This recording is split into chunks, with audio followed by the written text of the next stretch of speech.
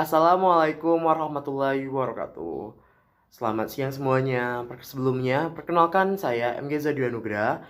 Saya berasal dari Universitas Sriwijaya dengan NIM 111382025 Saya merupakan mahasiswa pertukaran mahasiswa Merdeka dalam negeri yang mendapatkan perguruan tinggi Universitas Gorontalo menjadi PT penerima saya.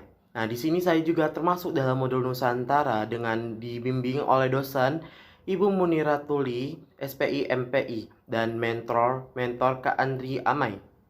Dah bangsat kau, bangsat. Assalamualaikum warahmatullahi wabarakatuh. Sebelumnya, perkenalkan nama saya MG Zadwianugra dengan NIM 111382025 Saya merupakan mahasiswa Universitas Sriwijaya yang masuk dalam program pertukaran mahasiswa Merdeka dalam negeri yang mendapatkan Universitas Negeri Gorontalo menjadi PT penerima saya. Dan saya termasuk dalam modul Nusantara di Universitas Negeri Gorontalo dengan dibimbing oleh dosen Ibu Munira Tuli, SPI MSI, dan seorang mentor yaitu Kak Andri Amai. Di sini saya akan menceritakan tentang cerita rakyat di daerah saya, yaitu kisah manusia si pahit lidah yang berasal dari Sumatera Selatan. Pada zaman dahulu kala, ada seorang pangeran yang bernama Serunting, yang merupakan salah satu orang yang ada atau orang keturunan raksasa yang ada di daerah Semida. Akan tetapi, seorang pangeran ini yang bernama Serunting ini memiliki sifat yang buruk, yaitu selalu iri kepada orang lain. Rasa iri ini dirasakannya juga kepada saudara iparnya, yaitu adik dari istrinya sendiri yang bernama Arya Tebing. Rasa iri ini berlanjut ke pertengkaran antara keduanya, ya, yang dimana pertengkaran itu berlanjut terus-menerus sehingga menjadi suatu permusuhan yang besar di antara mereka. Penyebabnya karena mereka memiliki ladang padi bersebelahan yang dipisahkan oleh perpohonan, yang dimana di bawah perpohonan itu ditumbuhi tanaman cendawan, yang dimana cendawan ini ada dua sisi, yaitu ada satunya sisi dari area tebing dan satunya sisinya yaitu berdiri di area serunting, yang dimana sisi di area tebing ini cendawannya itu menjadi emas, akan tetapi cendawan yang berada di wilayah atau yang mengarah ke serunting ini adalah cendawan yang biasa yang ada di padang rumput yang lainnya atau pepohonan yang lainnya, atau menjadi cendawan yang tumbuh yang tak berguna. Selanjutnya, serunting menuduh Arya Tebing, yang dimana ia menggunakan ilmunya untuk mengubah cendawan milik dari serunting menjadi cendawan biasa atau tumbuhan ilalang, yang dimana pada suatu hari terjadilah perkelahian siang sengit antara serunting dan Arya Tebing. Karena serunting lebih sakti, Arya Tebing terdesak dan hampir mati terbunuh karena pertarungan yang tak terelakkan tersebut. Namun Arya Tebing berhasil melarikan diri darinya, yang dimana kemudian ia dapat membujuk kakaknya atau istri dari serunting yang bernama Siti agar dapat memberitahukan rahasia kesaktian serunting, yang dimana setelah si Siti memberitahukan tentang rahasia kesaktian serunting, Arya Tebing kembali menantang Pangeran Serunting, yang dimana akhirnya Pangeran Serunting itu menerima tantangan tersebut.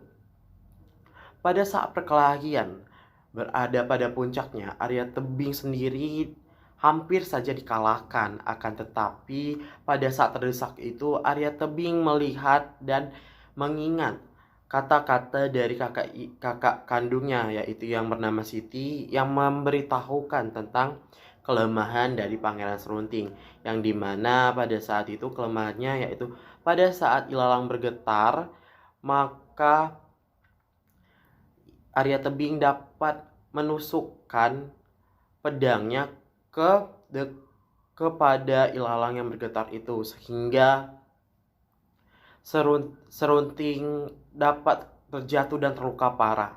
Serunting kaget karena adik iparnya dapat mengetahui tentang rahasianya itu. Padahal hanya dia dan istrinya yang tahu. Karena Pangeran Serunting ini merasa dikhianati, ia pun pergi mengembara dengan tujuan untuk mencari ilmu goib, yang dimana Pangeran Serunting ini pergi bertapak ke Gunung Siguntang, yang dimana pada saat itu dia mendapatkan bisikan dari Dewa Mahameru, yang dimana Dewa Mahameru itu sendiri menjanjikan tentang kekuatan goib atau kesaktian yang dapat apa saat yang dibicarakan itu akan terjadi sesuai dengan yang keinginannya. Yang dimana selanjutnya Pangeran Serunting berniat kembali ke kampung halamannya, yaitu di daerah Sumida. Di mana di dalam perjalanan pulang tersebut ia menguji kesaktiannya. Yang dimana dia menguji kesaktiannya itu pada saat di tepi Danau Ranau dijumpainya lah hamparan pohon-pohon tebu yang sudah menguning. Serunting berkata, "Jadilah batu." Maka benarlah tanaman itu berubah menjadi batu. Ia pun mengutuk setiap orang yang dijumpainya di tepi Sungai Jambi agar menjadi batu. Sejak saat itulah Pangeran Serunting mendapat julukan si lidah pahit, karena setiap perkataan yang keluar dari lidahnya atau mulutnya itu dapat terjadi sesuai apa yang dia inginkan. Setelah sekian lama berjalan dari suatu daerah ke daerah lainnya, si pahit lidah pun sadar atas kesalahannya dan ia ingin menebus segala kesalahan dengan kebaikan, yang dimana pada saat pengembaraan untuk pulang ke daerah Sumedang, beliau bertemu di sebuah gubuk yang tua dan bertemu kepada pasangan suami istri yang sudah tua, yang dimana pasangan suami istri itu baik sekali kepada Pangeran Serunting. Dan mereka sudah menginginkan momongan atau anak yang sudah lama diinginkan tetapi belum tercapai sampai saat ini.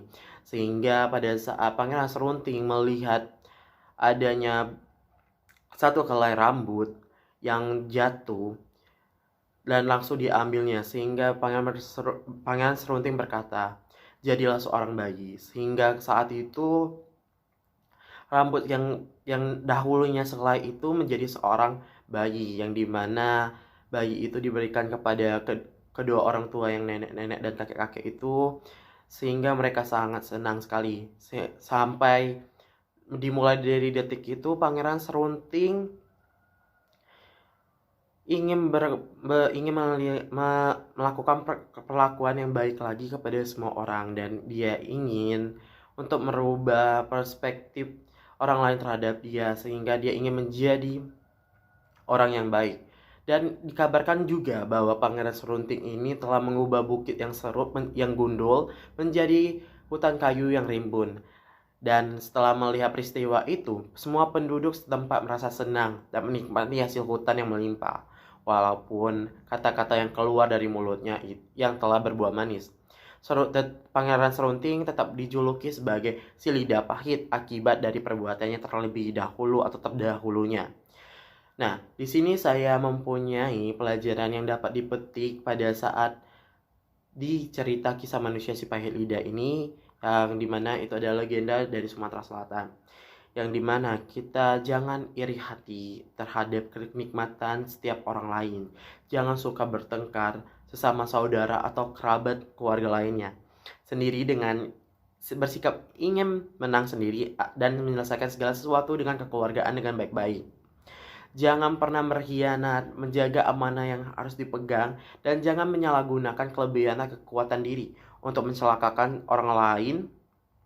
Sekali dicap yang buruk di mata orang lain, biasanya susah menghilangnya.